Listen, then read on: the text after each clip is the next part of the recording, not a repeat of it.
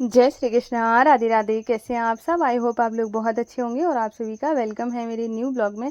तो आज का ब्लॉग थोड़ा सा डिफरेंट स्टार्ट हुआ है। सुबह का बहुत जल्दी का टाइम है, 4 बज रहा है और मैंने घर का झाड़ू पोछा कर लिया है और मैं सीधा आ गई हूँ किचन में, झाड़ू पोछा करके नहाकर और किचन में आ गई हूँ। तो अब मैं बना रही हूँ खाना। तो सुबह सुबह क्योंकि मेरे हस्बैंड को 5 बजे जाना है, क्योंकि उनकी कैब 5 बजे आ जाएगी, तो मैंने सोचा सबसे पहले उनके लिए खाना तैयार कर देती हूँ। माधु आशु को बाद में जगा दूंगी।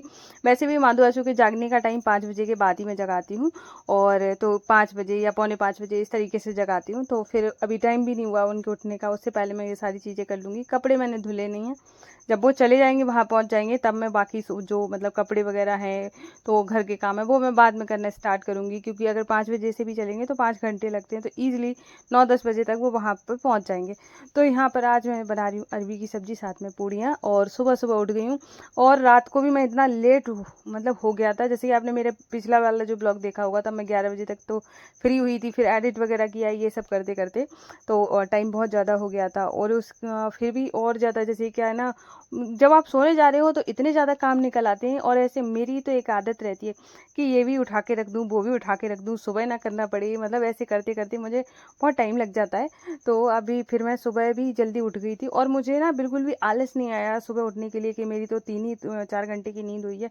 मुझे पता है, सुबह में अगर कोई काम दिखता है तो ऑटोमेटिक है ना, एनर्जी अपने आप आती है। ऐसे लगता है कि कुछ ये काम जो है, इसको कैसे भी करके मतलब मुझे ख़त्म करना है, तो वो ही मेरे दिमाग में चलता रहता है।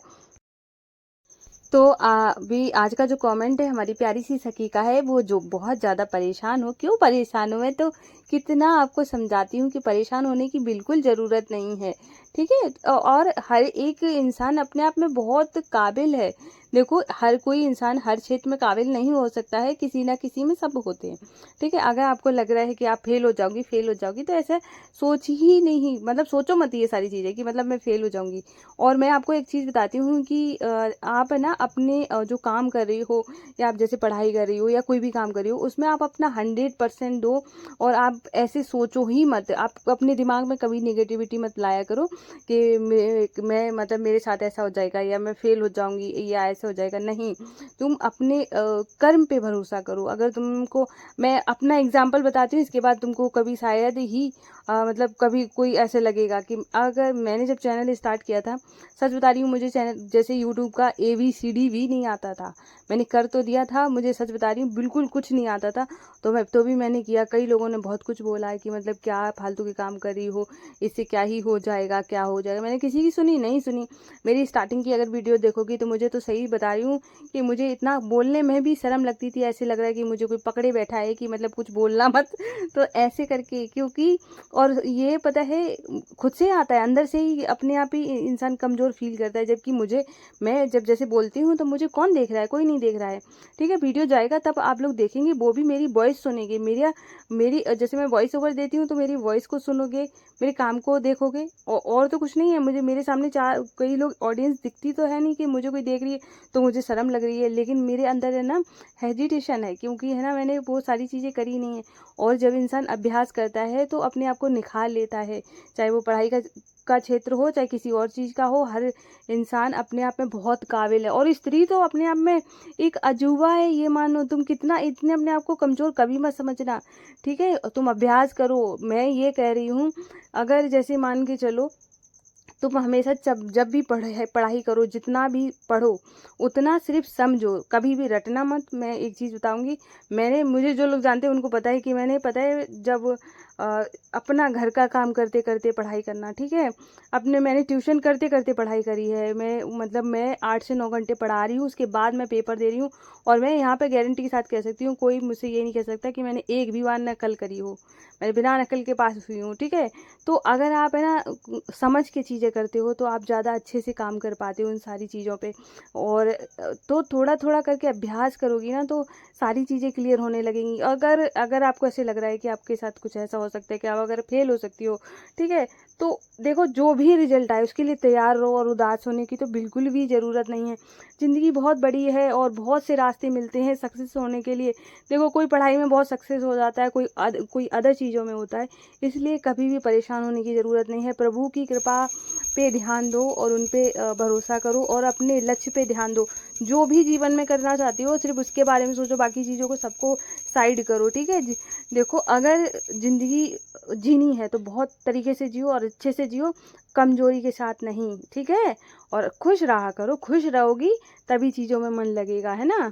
और बिल्कुल चिंता करने की ज़रूरत नहीं, जो भी रिजल्ट हो उसको एक्सेप्ट करना और ये सोचना कि ये जो रिजल्ट है ये अगर बहुत अच्छा आता है तो भी मैं मेरी मेहनत है, ठीक है। अगर किसी कारण बस कुछ ऊपर नीचे होता है तो भी ये है ना कि मैं इसको सुधार सकती हूँ। और रही बात मम्मी आगे पढ़ाएंगी नहीं, तो आप है ना कन्विंस करना, मेरा वीडियो दिखा देना, मैं आंटी को समझा दूंगी तो है ना। फिर क्या कहते हैं, तो मैं देखो चांस मिलता है, प्रभु सबको चांस देते हैं, तो तुम बिल्कुल परेशान मत हुआ करो, भगवान सबके साथ है, ठीक है। तो अगला कमेंट है हमारी प्यारी सी सखी का। उन्होंने पूछा है कि जब हम हस्बैंड के साथ रहते हैं तो क्या हम लड्डू गोपाल जी की सेवा कर सकते हैं और किस भाव से करें। और तो मैं आपको एक चीज़ बताती हूँ, गृहस्थ में रह के अगर आप भगवान जी की सेवा कर रहे हो तो ये आपके लिए बहुत बड़ी सौभाग्य की बात है, ठीक है। सारी चीज़ों को त्याग के अगर आप सेवा भाव कर रहे हो तो वो बिल्कुल भी ठीक नहीं है, मैं इसको मानती ही नहीं हूँ, ठीक है। कि अगर सपोज़ करो कि आपका घर परिवार है, पूरा त्याग दिया जाए और उसके बाद हम सिर्फ भगवान जी की शरण में चले जाएं, तो ये कैसे हो सकता है। हमको जो जिम्मेदारी दी गई है उनके साथ अगर हम निभाते हुए जब भगवान को प्राप्त करने की कोशिश करते हैं तो उसका हमें जो फल मिलता है वो 2 गुना मिलता है, ठीक है। अब रही बात पति के साथ रहने की, तो ये भी बहुत बड़ी कृपा है प्रभु की, जो मतलब पति का साथ मिल रहा है, ठीक है।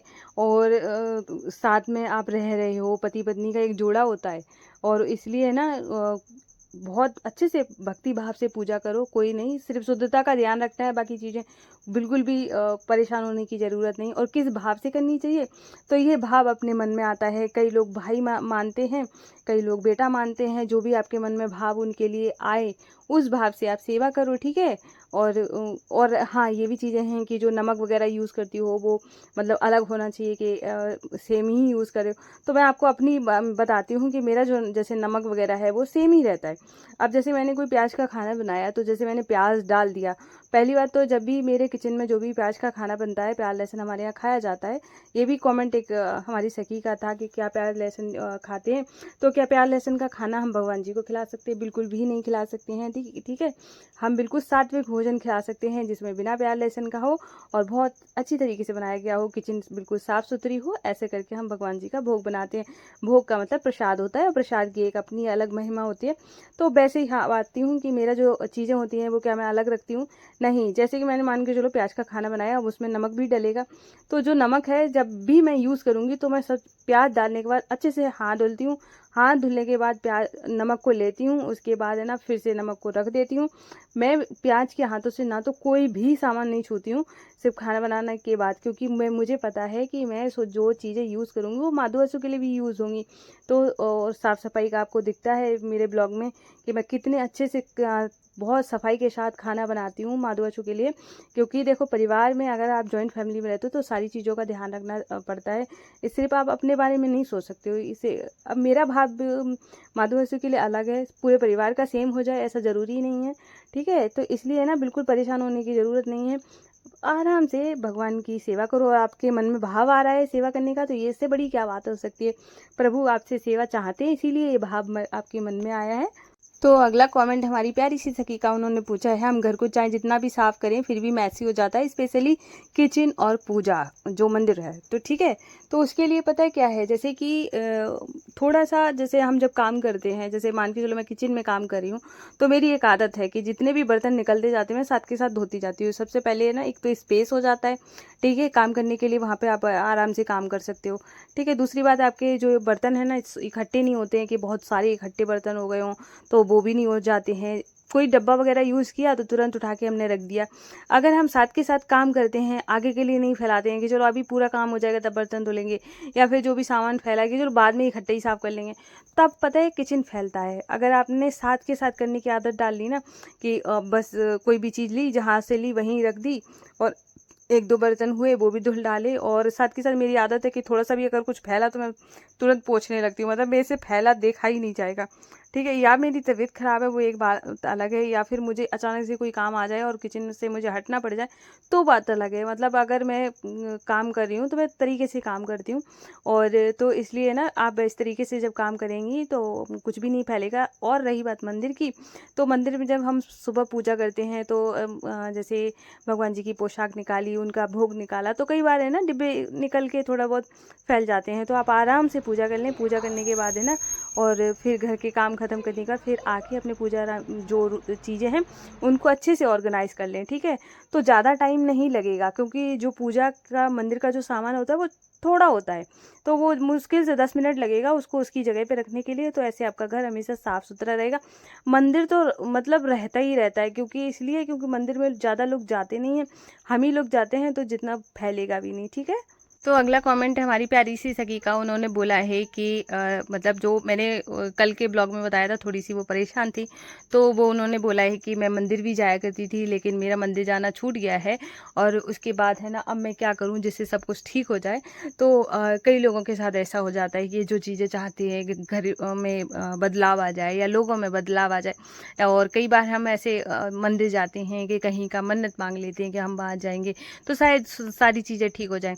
तो आपको जैसे कि आप है ना भोले बाबा के मंदिर जाती थी, अब नहीं जा पा रही हो, तो मैं आपको बोलूँगी ना कि कण कण में भगवान है, ठीक है। आप अगर मंदिर नहीं जा पा रही हो तो कोई बात नहीं है, आप जहाँ बुलाओगे वहाँ भगवान जी हैं, जहाँ पे आप नाम लोगे वहाँ भगवान जी हैं। तो इसलिए आपको मंदिर जाने की बिल्कुल ज़रूरत नहीं। अगर आप भोले बाबा को बहुत ज़्यादा मानती हो तो मैं ये कहूँगी कि सुबह सुबह उठ के भगवान जी की पूजा पाठ करो। और जैसे आप लेट हो जाती हो उठने के लिए, तो कोशिश करो थोड़ा सा जल्दी सोने की, और थोड़ा थोड़ा ना जैसे आदत अपनी बदलोगी ना तो धीरे धीरे हो जाएगा। और ज़्यादा अगर अब जैसे आपको बहुत ज़्यादा लेट हो जाता है तो मैं तो कहूँगी 5:30 पौने 6 तक मतलब उठ जाना चाहिए। उठने के बाद है ना आपको नहा लेना चाहिए, और नहाने का एक टाइम होता है, 8 बजे से पहले ही नहा लेना चाहिए। हर एक जो स्त्री होती है उसको 8 बजे के बाद नहीं नहाना चाहिए, 8 बजे से पहले नहा लेना चाहिए। तो इसलिए आप सुबह में उठ के और उसके बाद भोले बाबा को एक लोटा जल चढ़ाएं। घर में भोले बाबा हूँ तो देखो, मैं अपने जो मेरा मंदिर है, मैं सच बता रही हूँ कि मुझे ऐसे लगता है कि सारे तीर्थ यहीं हैं, मतलब जो सब मेरे प्रभु तो यहीं बैठे हुए हैं, मैं कहाँ ढूंढ रही हूँ उनको। तो ऐसे इसलिए ना बिल्कुल परेशान होने की ज़रूरत नहीं है। तो आप है ना बस भगवान जी का नाम लें और उनका ध्यान करें और उनकी ना जाप किया करें। मैं सच बता रही हूँ, जाप में वो ताकत है ना कि हर चीज़ बदलती है। इसलिए जैसे ओम नमः शिवाय ऐसे करके है ना आप माला ले लीजिए, उसका जाप करिए और प्रभु पे भरोसा करिए, क्योंकि हर चीज़ बदलती है। प्रभु में वो ताकत है ना कि हर चीज़ बदलने की ताकत है। तो फिर है ना आपकी जो चीज़ें बदलने की फिर तो कुछ कहना ही नहीं है। सिर्फ उन्हीं के सहारे छोड़ दीजिए और ये देखना सारी चीज़ें अचानक से चेंज होनी शुरू हो जाएंगी, और आपको लगेगा कि वाह भगवान ने क्या बदलाव लाया मेरे जीवन में, ठीक है। तो अब मैं इस ब्लॉग को ना यहीं एंड करूँगी, और आप लोग बताना कि आपको आज का ब्लॉग कैसा लगा है। अगर पसंद आया हो तो प्लीज़ वीडियो को लाइक कर देना, चैनल को सब्सक्राइब करना। फिर मिलती हूँ। राधे राधे, जय श्री कृष्णा।